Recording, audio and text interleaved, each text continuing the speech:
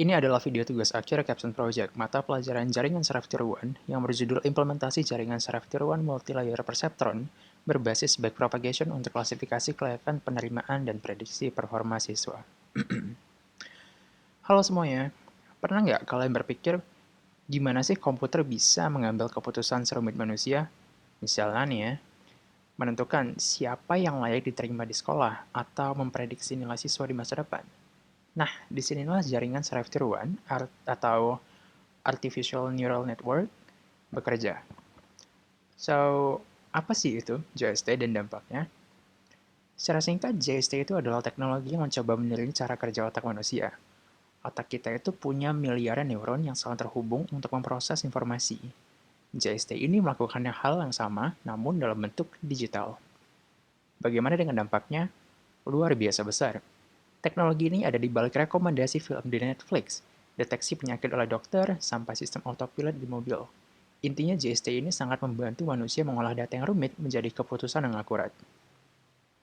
Nah, di proyek ini saya membangun sistem cerdas untuk membantu dunia pendidikan dengan dua model utama. Yang pertama adalah MLP atau Multilayer Perceptron sebagai arsitektur jaringan untuk klasifikasi.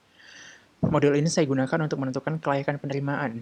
Bayangkan sistem ini itu seperti seleksi otomatis. Dia melihat pola nilai masa lalu siswa untuk menentukan apakah calon siswa tersebut layak atau tidak layak untuk diterima. Yang kedua ada backpropagation sebagai metode pembelajaran pada arsitektur MLP untuk prediksi. Ini adalah bagian yang seru. Saya menggunakan algoritma backpropagation untuk melatih model agar bisa memprediksi nilai siswa di semester 1 sampai dengan 6 di jenjang SMA. Jadi, kita bisa memberi gambaran performa akademik siswa di masa depan. Mari kita bedah arsitekturnya. Bayangkan MLP itu adalah seperti jaringan saraf yang tersusun dalam lapisan-lapisan.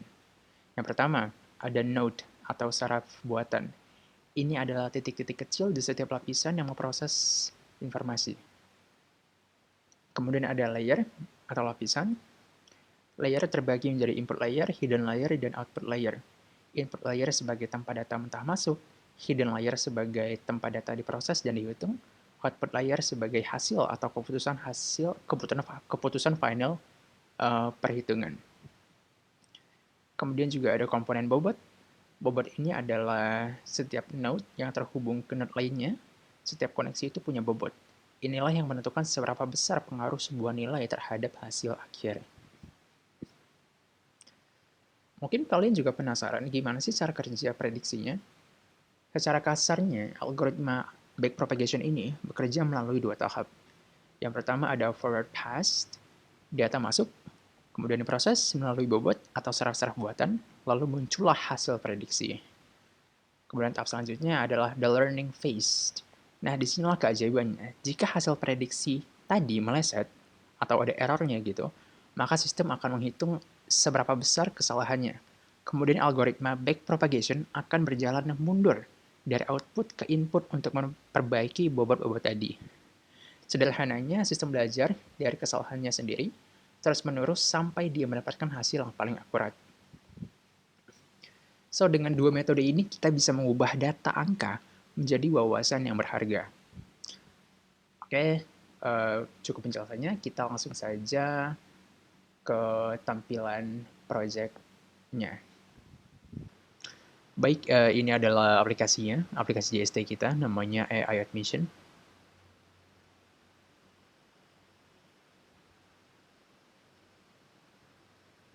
Berikut tampilan webnya. Ini menggunakan HTML dan CSS dengan cards dan style cozy. Oke, ini kita bisa drop CSV file-nya di sini. Kita akan menggunakan dataset siswa, tes, drop. Oke, nah ini kelihatan semua. Peringkat 1, peringkat 2, peringkat 3. Ini ada nilai akhirnya, statusnya, dan kita bisa lihat detail profile-nya.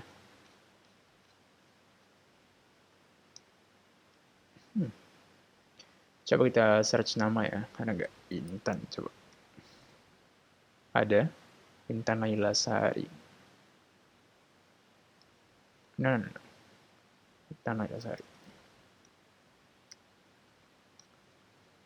Intan Lasari ya, peringkat 16 tadi.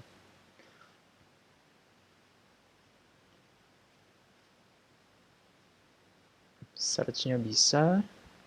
Next, coba kita lihat profilnya. Nah, ini ada Gawati Lestari, jangan lain. Umaida Manik, statusnya rejected. Mari kita lihat profilnya. Ini adalah statnya selama semester 6 di SMP. Matematika 74, IPS 74, Bahasa Inggris 77, Bahasa Indonesia 75, IPA 76. Ini grafiknya. Untuk semester 1 average-nya segini. 80,3, 79. Menurun, naik, turun. Nah, ini untuk ada prediksinya. Prediksi untuk high school, untuk pas masa SMA-nya. Bagaimana sih performa anak ini? Kalau dilihat dari performanya, dia cukup buruk ya. Di SMA juga makin nurun. 73, 72, 72 lagi. So, untuk Umay Damanik, ID-nya segini, rejected. Dengan admission index-nya 78,27. Kita bisa balik lagi. Ini pakai local storage, jadi misalkan dibalik atau di refresh juga, datanya tetap ada, nggak akan hilang, kecuali di clear. Ini bisa di clear. Oke. Coba kita pakai data training data coba ya, training dataset training. Oke.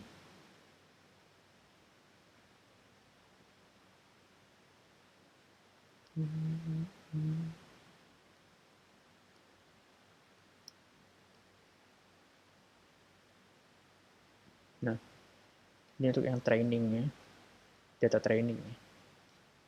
Selain untuk mengetahui siswa mana yang eligible untuk masuk sekolah, aplikasi ini juga dapat digunakan sebagai indikator, contohnya seperti apakah siswa tersebut pantas menjadi kandidat untuk ikut lomba X, atau apakah siswa ini cocok untuk menjadi kandidat pertukaran pelajar, atau apakah siswa ini pantas mendapatkan beasiswa jika sekolahnya itu swasta. Oke, mungkin itu aja untuk videonya. Sekian dari saya, terima kasih.